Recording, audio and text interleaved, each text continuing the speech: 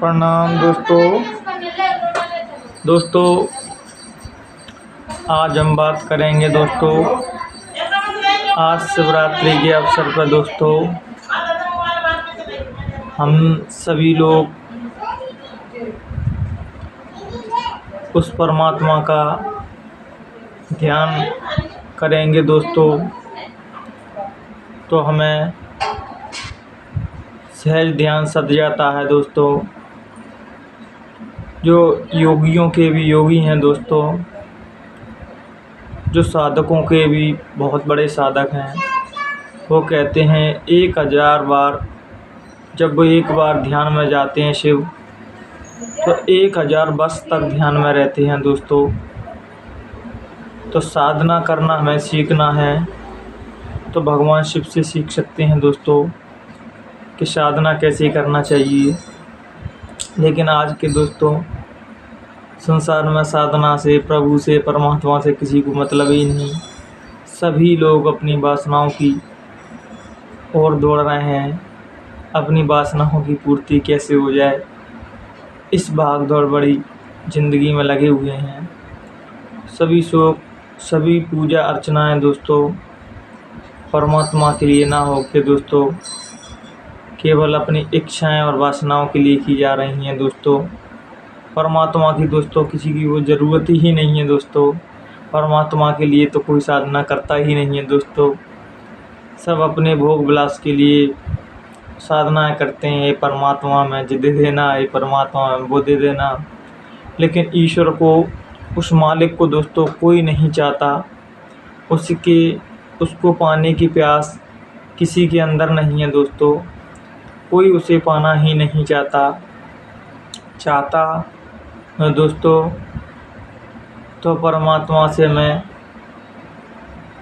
किसी भी प्रकार की शिकायत नहीं होना चाहिए कि परमात्मा तू मुझे क्या दे रहा है, क्या नहीं दे रहा है दोस्तों।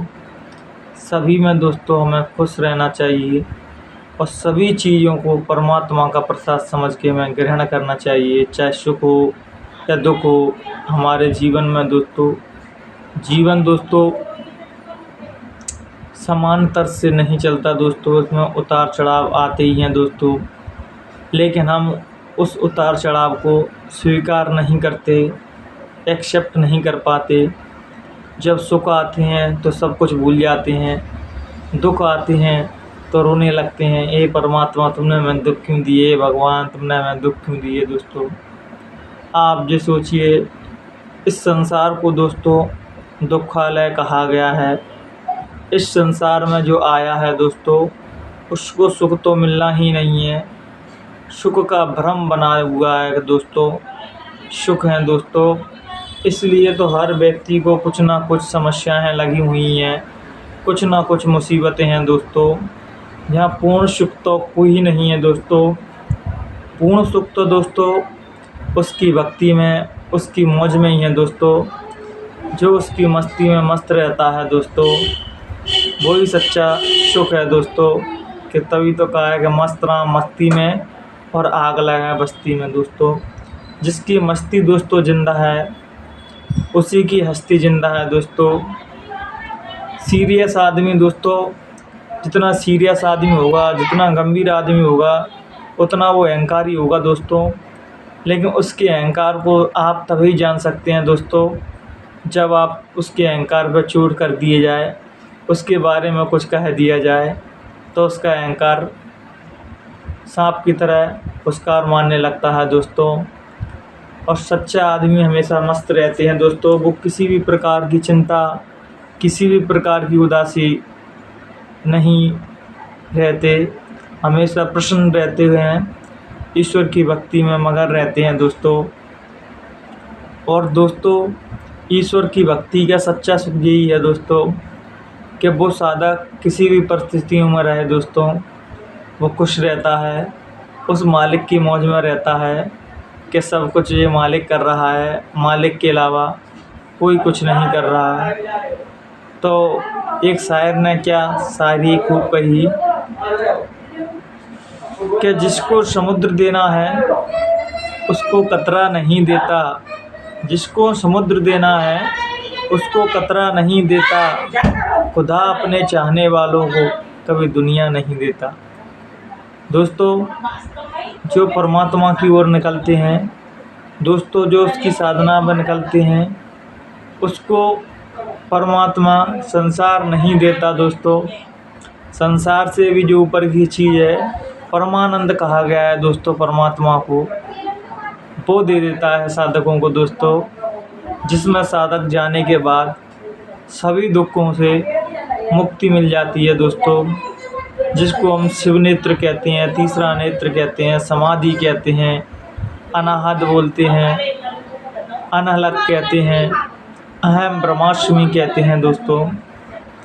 सच्चा दुख तो सुख तो दोस्तों सभी समस्याओं से समाधान दोस्तों समाधि में ही मिलता है, जिसको आज हमें किसी को आवश्यकता ही नहीं है दोस्तों। हम तो अपनी अपनी दुनिया में सब मस्त हैं दोस्तों, कोई किसी से परेशान, कोई किसी से परेशान, और हम टेम्परेरी सुख के लिए भाग रहे हैं दोस्तों। स्थायी सुख कोई चाहता ही नहीं है, किसी को स्थायी सुख नहीं चाहिए दोस्तों। स्थायी सुख तो दोस्तों उसके मालिक के नाम में, परमात्मा के भजन में, परमात्मा के कीर्तन में ही दोस्तों सच्चा सुख मिलता है दोस्तों। आप कभी भक्ति में लीन होना तो आपको वो आनंद आएगा, संसार के किसी भी भोग में आपको वो आनंद नहीं आएगा जो परमात्मा की सच्ची इबादत में, सच्चे भजन में आता है दोस्तों। इसलिए दोस्तों आज का प्राणी परमात्मा को याद नहीं कर रहा, बाकी सब काम कर रहा है दोस्तों। और जब कोई हमारे जीवन में बहुत विकट परिस्थितियाँ आ जाती हैं, समस्याओं से घिर जाता है व्यक्ति, फिर मजबूरी में परमात्मा को याद करता है। उसमें भी इसका भाव नहीं है परमात्मा को याद करने का, ना उसके अंदर कोई भक्ति है, लेकिन वो मजबूरी है जिसलिए परमात्मा को भज रहा है दोस्तों। तो तभी तो कबीर ने क्या खूब कहा है, क्या दुख में सुमिरन सब करें, सुख में करें न कोई, और जो सुख में सुमिरन करे तो दुख का ही। जो परमात्मा को सदा याद करते हैं दोस्तों, चाहे परिस्थितियाँ कुछ भी हों, वो परमात्मा को कभी नहीं भूलते, तो ईश्वर भी उनको कभी नहीं भूलता दोस्तों। और जो अपने समय अनुसार अकॉर्डिंग परमात्मा को याद करते हैं, परमात्मा भी ऐसे व्यक्तियों को याद नहीं करता। चालाक को तभी तो कहा है कि चतुराई चौपट करे और ज्ञानी गोटा खाए, भोले वाले भक्त को तुरंत हारी मिल जाए। जो सच्चे रहते हैं दोस्तों वो किसी भी प्रकार का दिखावा नहीं करते, और जो दिखावा करते हैं वो सच्चे नहीं रहते। इसलिए हमें उसको याद करना है तो दिखावा नहीं करना है दोस्तों, सच्चे समर्पण भाव से उसको याद करना है। तो क्या खूब कहा है किसी ने कि मैं परमात्मा की मस्ती में चूर रहता हूँ और दिखावे सी दुनिया से दूर रहता हूँ। तो दिखावे की ओर ना दौड़ें, भक्ति भाव का प्रदर्शन ना करें। भक्ति भाव दोस्तों हृदय का विषय है दोस्तों, जिसका हृदय समर्पण नहीं हुआ तो आप कुछ भी करते रहना, कुछ होने वाला नहीं। और जिसका हृदय समर्पण हो गया वो कुछ भी करेगा, वो परमात्मा के चरणों में ही जाके लगेगा दोस्तों। तो हमें सच्चा हृदय समर्पण परमात्मा को करना है और दिखावे की दुनिया से दूर रहना है। इन्हीं विचारों के साथ मैं अपनी वाणी को विराम देता हूँ। अगर मुझसे कहने सुनने में कोई भी गलती हुई हो तो अपना छोटा भाई समझ के माफ़ कर देना। प्रणाम दोस्तों।